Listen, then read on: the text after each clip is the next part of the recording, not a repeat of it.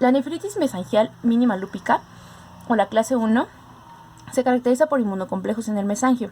Se pueden ver en inmunofluorescencia y en el microscopio óptico, pero no hay cambios estructurales en el microscopio electrónico, pero no hay cambios estructurales en el microscopio óptico. En el caso de la proliferativa mesangial o clase 2, vamos a tener una proliferación de células del mesangio, lo mismo que en la de arriba, pero va a haber una acumulación de matriz mesangial y un depósito mesangial granular de inmunoglobulinas y de complemento, pero sin afección de capilares glomerulares. En el tercero, que es la nefritis lúpica focal, vamos a tener una afectación del menos del 50% de los glomérulos. En la lúpica difusa es del más del 50%, ¿ok? Entonces, lúpica focal, menos del 50% de los glomérulos. La lesión puede ser segmentaria o global. Los glomérulos afectados va a tener tumefacción y proliferación de células endoteliales y mesangiales, acumulación de leucocitos, necrosis capilar, trombos hialinos y proliferación extracapilar con necrosis focal y formación de medias lunas. El paciente puede presentar hematuria y proteinuria leves y puede evolucionar a una insuficiencia renal aguda. En el caso de la lúpica difusa, vamos a tener una extensión en más del 50% de los glomérulos y se divide, al igual que la anterior, en segmentaria de la clase 4 y global de la clase 4. Va a tener prácticamente las mismas manifestaciones que la local, pero muchísimo más extensa. Entonces, los glomérulos va a tener proliferación de células endoteliales, mesangiales y epiteliales. Y además va a haber producción de medias lunas en el espacio de Bowman. Va a haber un engrosamiento circunferencial de la pared capilar en asa de alambre en el microscopio óptico y la lesión puede progresar hasta fibrosis glomerular. En pacientes sintomáticos se va a presentar hematuria y proteinuria y es muy frecuente un aumento de la tensión, una hipertensión y una insuficiencia renal grave.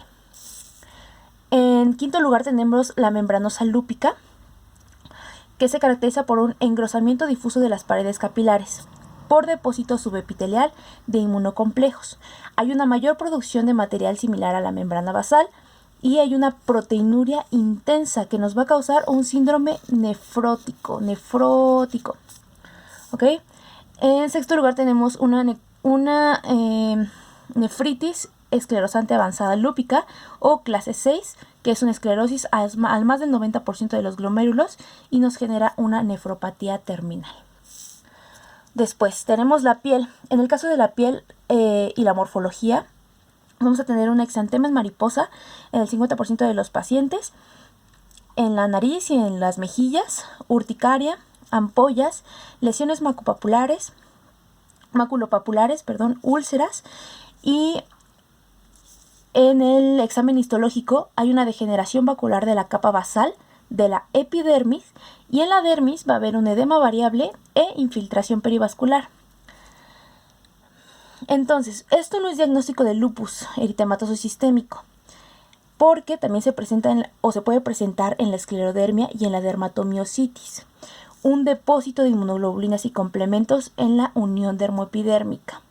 Entonces, se presenta en el lupus, pero también en estas dos enfermedades, por lo que no es diagnóstico. Se tiene que asociar a otros cambios morfológicos.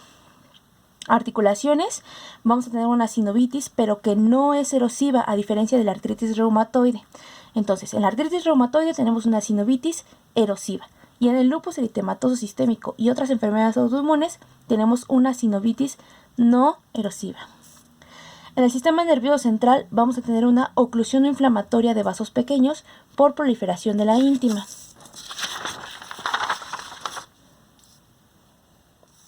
En las cavidades serosas podemos tener una pericarditis aguda, subaguda o crónica.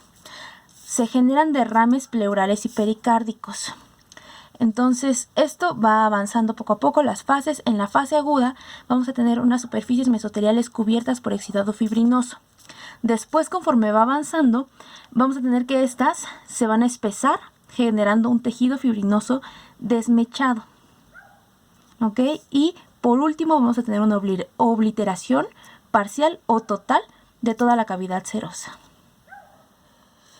En el aparato cardiovascular tenemos una miocarditis o infiltración de células mononucleares, anomalías valvulares principalmente de estas dos válvulas, mitral y aórtica, y engrosamiento que nos produce una estenosis. Podemos tener también una endocarditis valvular o de Liefman-Sachs o una endocarditis verrucosa no bacteriana. En este caso hay depósitos verrugosos únicos o múltiples de 1 a 3 milímetros, pero en este caso es en cualquier válvula, ¿ok? Entonces, la estenosis por anomalía valvular es mitral y aórtica, la endocarditis verrucosa no bacteriana es en cualquier válvula. Y también se puede generar una arteriosclerosis coronaria por depósitos de complemento. En el caso del vaso, podemos tener una esplenomegalia, engrosamiento capsular e hiperplasia folicular. En el caso de las arterias penisulares, hay una hiperplasia central de la íntima y músculo liso que nos generan lesiones en piel de cebolla. ¿Okay? En los pulmones, ya dijimos, una pleuritis o derrames en el 50% de los pacientes y una fibrosis intersticial crónica con hipertensión pulmonar secundaria. En otros órganos o tejidos vamos a tener los cuerpos de LE, hematoxinófilos, que ya los habíamos dicho, de médula ósea, que es cualquier célula, que lo tenemos aquí, cualquier leucocito fagocítico que engulló un núcleo desnaturalizado o de célula dañada, ¿no? La célula LE en médula ósea. Y en los ganglios linfáticos con aumento de tamaño con folículos hiperplásicos, perdón. Las características clínicas del lupus. Se va a presentar principalmente el caso clínico en una mujer en edad fértil, una mujer joven, ya dijimos de 17 a 55 años, con exantema en mariposa en la cara. Va a tener fiebre, dolor sin deformidad en las articulaciones periféricas, en una o más articulaciones periféricas, dolor torácico de tipo pleurítico y fotosensibilidad.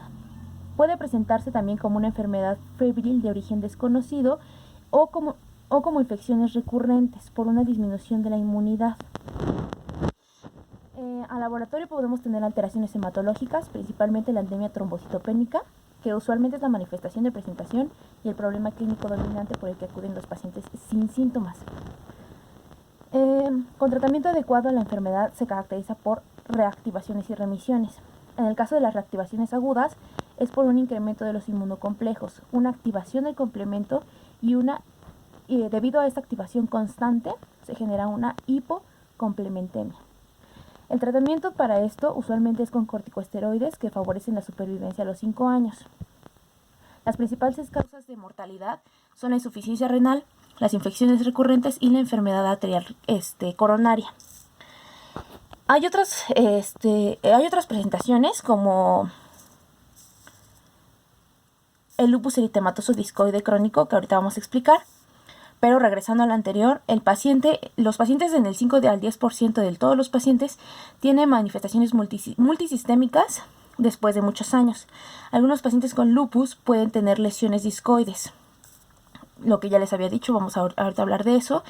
Una biopsia cutánea con inmunofluorescencia puede demostrar que hay un depósito de inmunoglobulinas y de C3 en la unión dermoepidérmica, similar a LES en el caso del lupus discoide.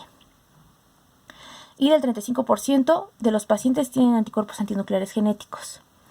Entonces, el lupus eritematoso discoide crónico, que se caracteriza por todo esto de aquí, vamos a tener manifestaciones cutáneas que son similares al lupus, pero manifestaciones sistémicas infrecuentes.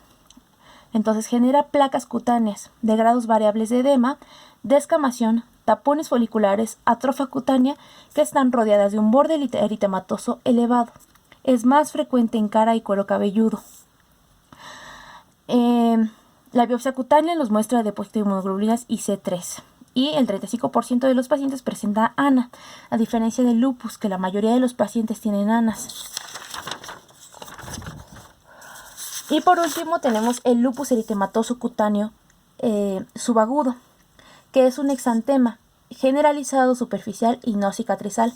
Presenta síntomas sistémicos leves compatibles con lupus, por eso recibe el nombre de lupus eritematoso cutáneo subagudo, pero tiene anticuerpos frente a antígenos como SSA y el genotipo HLA-DR3, o sea, anticuerpos más específicos. Y eso sería básicamente todo el resumen del lupus.